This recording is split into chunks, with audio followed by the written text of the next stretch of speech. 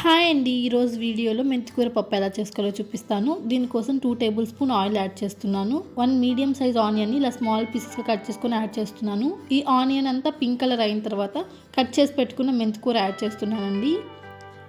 ఈ మెంతాకంతా దగ్గర పడిన తర్వాత 1/2 టేబుల్ స్పూన్ పసుపు, 1 టేబుల్ స్పూన్ సాల్ట్ యాడ్ చేస్తున్నాను. ఇదంతా బాగా మిక్స్ చేసుకోవాలి. ఇప్పుడు 2 మీడియం సైజు ఉన్న టమోటాస్ని ఇలా స్మాల్ పీసెస్ కట్ చేసుకొని యాడ్ చేస్తున్నానండి.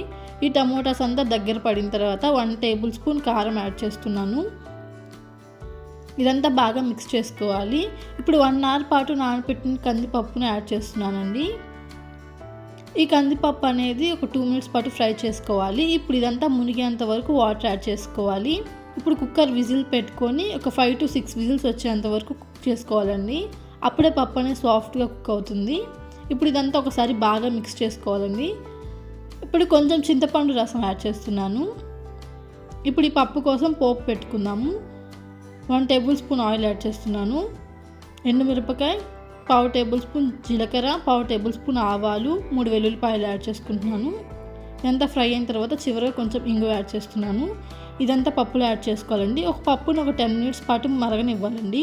ఫైనల్గా కొత్తిమీర యాడ్ చేస్తున్నాను.